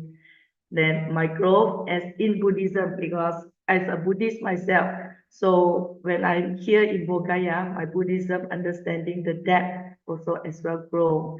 So over here, I managed one of my blessings to able to meet Liti Lim, and then to go to BodhGaya Mahabodhi Temple, and we pray, chant the Infinite Sutra. I also did one of the walking tour from the Dungeshwari, the place, the cave where Buddha Siddhartha was there. All the way we walk about 10 meters all the way to BodhGaya. And we chant the Infinite Sutra meaning. Of course, I chant only in English. Like in this area, monthly, we have this chanting in Hindi. The overseas will do in Chinese. I will quietly behind. I will do the English version. Master will understand. Then, of course, the Bohi leaf, the sacred Bohi leaf. And this is in BodhGaya. There's 2 good places that I would like to always visit. Of course, one is the Mahabodhi Temple. The other place is Brahmayoni Temple. It's near about half an hour drive from BodhGaya here. This place is where when Buddha came back from Sanat, and when he was in BodhGaya, he gave this sermon talk on the fire sermon to the Kayaspa, one of his disciples. And here 1,000 of his disciples, after listening to the sutra, then they actually, this 1,000, he converted this 1,000 disciples, and they walk with Buddha all the way to Rajgir. This is the stop. So it's actually up a hill. Then on Buddha Day's preparation, a lot of preparation. In KL, Kuala Lumpur, a lot of things. We just go and just do my little share. But here in BodhGaya, we tend to multitask. We do more than just my medical mission. So sometimes like the preparation, like doing dog gift, preparing this one was we get the villager to practice how to bow, how to walk during the Buddha's day. So we are also there, and this is on the Buddha day itself.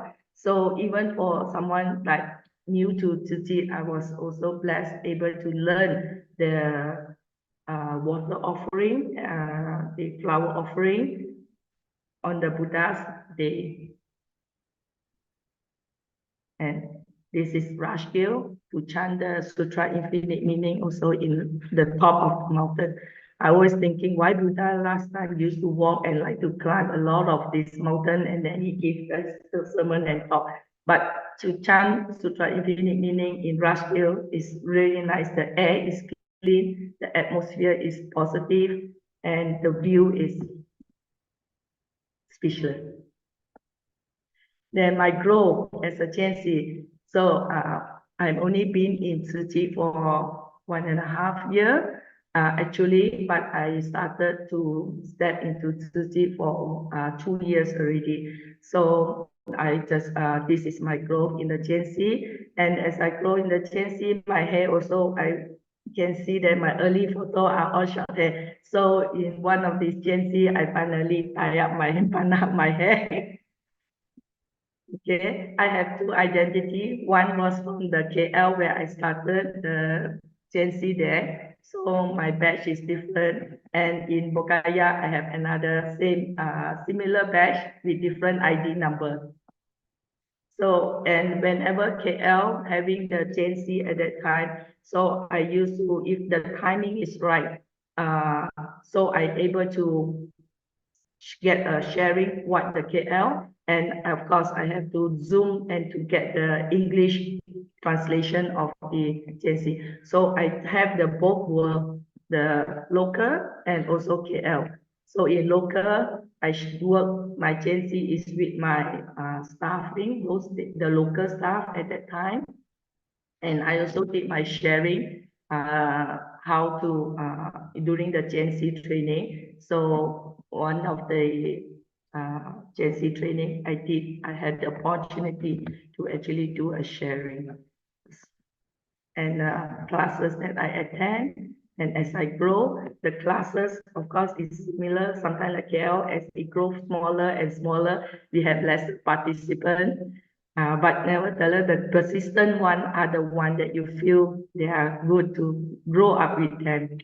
So we also have new volunteer training. So in new volunteer training, I also got given the opportunity to do the sharing under the medical mission. So, and also get the medical people to do the sharing.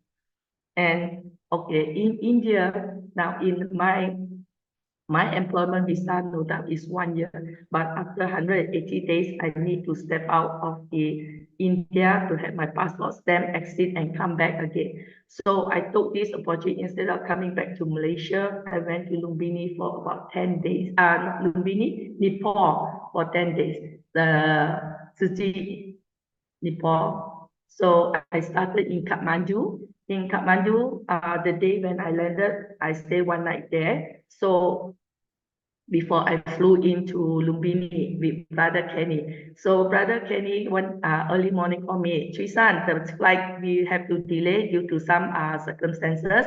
So why don't you visit the clinic in Kathmandu? It's open on today. So I get the local people, get me a Grab scooter, and then Zoom, I went to the clinic. I have no idea where it took, but it's much more cheaper. I asked them, is it safe? He said safe. So, okay, it's cheap, let's go. So it was fun, no helmet. So I went there, I met Dr. Neil. He was so busy, the clinic is so busy, I didn't have much time, but I have 2 hours of hands-on to do because they're so busy, not enough volunteers. There's so many volunteers there. So I went in and helped do some vital signs just for about an hour or so. And then after that, I got to catch my flight. I got the scooter again. I got them to say, okay, bye-bye. I took the scooter, no helmet again, to come back all the way to the hotel where I stayed. Then in Lumbini, I was able to meet with Dr. Tang and the medical team in Lumbini.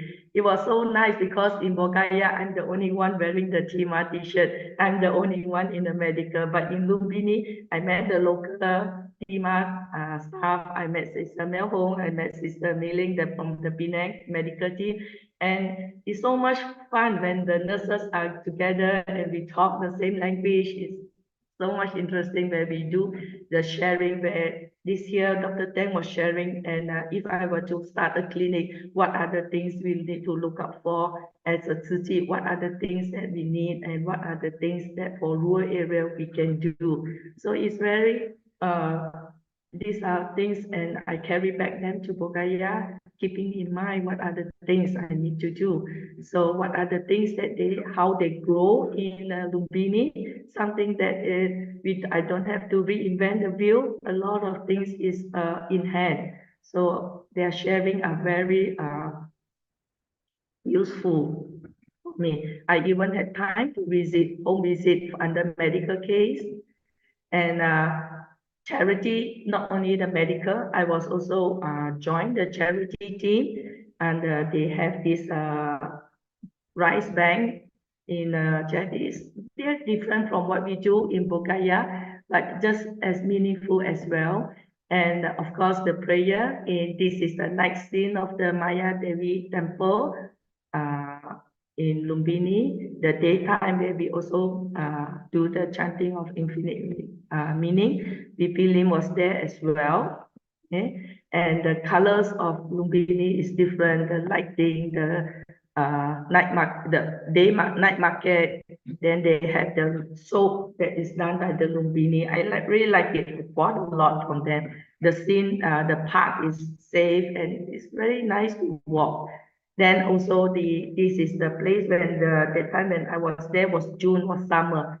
The Ching board was not completely built. It was still flat. Now they have the roof, everything, they're almost ready. So we do squeeze lemonade every day around 3 o'clock. They will squeeze all this lemonade and bring and cold lemonade to serve the construction worker every day to them. So it was a gesture that Tzu Chi always do, and I find it also very meaningful to get to know the construction, to serve them. Then I also went to Kapilavastu, the palace. I visit the ruins and school, the Kapilavastu Tzu Chi Center as well. The school was there. And then the home visit, because the charity also goes to the village in Kapilavastu. And because medical team was not available, so they said, Mr. Chuey San, you want to go to Kapilavastu? I said, there's space. I said, okay. So I hop into the small van and then off I go. It was really so nice.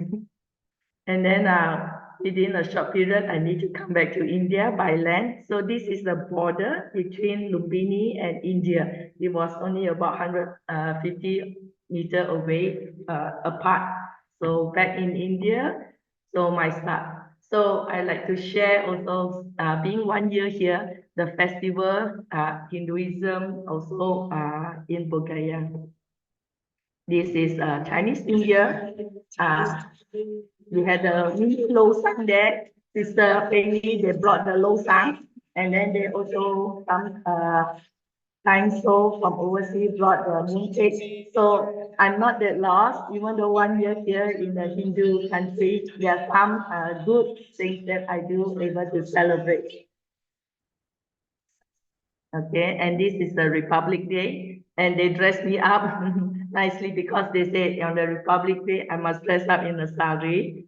Then Holy Day is the colors of the holy. Then we had this beautiful Raja Banda, where brother and sisters day, where the sister actually tie this wristband to a brother. So because in Tzu Chi, everyone is a brother and sister. So we only took the gesture minus the Hindu prayer, puja, all those. So we give them a sweet, we tie them, and then with this, the brother will actually protect the sister. So it's a very nice brother and sister festival. Then Diwali, their Diwali is so colorful. They pray to Lakshmi, goddess Lakshmi, the goddess of wealth, like the Chai Sen Ye. So they but need to buy new broom, even the same Diwali, but they have a very different, very colorful. Their sweets are different. Then they have the Chhat Puja, which is the biggest festival in northern India, especially in Bihar. So at the river, they pray towards the sun, the sunset and the sunrise. Very colorful, full of people, full of energy. So much fun to actually run into the river. And then what are the other happening things in event in BodhGaya? So we have moved from the small bohi stay where last time only 10 rooms, we can stay maximum 10 people. And when we moved to now the Shanti Hotel, which we can have 24 rooms, but actually we are using 18 rooms. So we have a lot of space for worker, for staff, for admin and storeroom for all of us. Even kitchen is bigger. And our room is super VIP. Even VP Lim now stays there. Very good, super VIP now. So, and what is next this year? I also have no idea, but I want to continue to walk this path. I want to walk the Tzu Chi path. What are the things that in medical I can do? Of course, I would like to have the more important thing. I would like to start a Chima in India, because I don't want to be the only Chima in India here. I like to recruit my vow. I would like to start a Chima here in India. BodhGaya, I start in BodhGaya first. And last few weeks ago, I went back to Malaysia. I came back on the Christmas Eve after renew my visa. So I have another year here in BodhGaya. So whoever comes to BodhGaya can see me here. I'm still here. And I like to感恩上人for having me here in Tzu Chi. So like to end this, our life is a journey of giving. The more we give, our lighter respect. So I just want to share with any one of you. Okay. I have a video of a prayer that is done in BodhGaya. So hopefully after that in the prayer, you'll just watch is also this is the latest version about 2025 BodhGaya prayer version. Because Stephanie, please do the full. 感恩无限感恩 Sister Chuey San. For all of us who's listening in, I'm not sure whether everybody was like me. I was laughing. I was so much rejoicing, and maybe we can all give Sister Chuey San an emoji, a thumbs up, whatever you want to. You can give her, because truly, it's very, very touching and very, very inspiring. Sister Chuey San, I met you in PCBC 2024 when you came invited by Sister Jo Siu to do first aid for our children. And in such a short time, then suddenly I heard, oh, she's in BodhGaya already. And truly a great seat. Yeah, keep all the emojis and all the wishes coming. Yeah, isn't it wonderful? Truly very wonderful, and really very relevant to what Master guidance for us today. The value of life or the length of life is really truly depend on how much we have accomplished. So I think everybody agree in just 1 year, Sister Chuey San, I think you have done like 10 years of Tzu Chi for some of us. So it's really very amazing and very great rejoicing. And when you say, I don't know what's in store for 2026, well, meaning you have a very open mind, and may your aspirations to start the charity clinic in BodhGaya, and also to also start Tima in BodhGaya. I think it is all coming true. So once again, we are so grateful for today, all the Dharma sharing from Brother Joe to Master Huang, and then Sister Chuey San, and those who go to BodhGaya, always at the final at the end of your trip, don't forget, ask Sister Chuey San to bring you around. She will offer herself. So we are very grateful. The last day, Sister Chuey San brought us to many points of interest where it's related to the Buddha's journey in BodhGaya. We are very grateful for that. Of course, she is very also very what do you call that? She knows where to eat, what to buy, all the local things. So we are very grateful once again. So maybe we can all switch on our video again to take a group photo with Sister Chuey San, who's to me a really great seat, big seat. yeah, within 1 year, and having her 见习 培训 and 祝福 you will commission, yeah, next year, right? Commission next year. This year. You will commission. Yeah. You will commission, yes, Commission next definitely. year. 好 You will Cảm commission. ơn Sister everyone for Lily, your One, support. one more group photo. 1, 2, 3. 这个 Yeah, 感恩。培养的 Sister 小青, Sister 小青 would like to say something? 感恩。 Jason is very a bit of shock. 他是本会跟 Buddha Land 培养的啊 This is definitely 了 Big Mahasawa. Really big Mahasawa. 好，祝福。Okay, brothers and sisters, we've come to the end of our very first session for 2026. So before we leave, may we all rise and pay homage to the Triple Gem. Okay, brothers and sisters, palms together. First bow. Second bow. And third bow. Okay, and a bow also to our abode Shifu who could join us today. So may we take on today's learning and spread it to everyone around us. Yeah, 感恩 so much. 感恩. See you again, everyone. Have a happy New Year. Sister Thank you. Chuey San, Happy New 感 Year. 恩. Today is year-end blessing here. Yeah, okay. 感恩大家. Okay, 祝福大家福慧双祝福修。感恩。感恩。Stephanie 主持哈。主持 Sister Stephanie, Sister 修清也是有。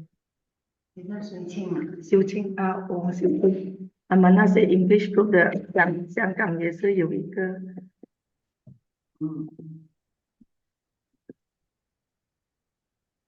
祝福我 sister 感恩。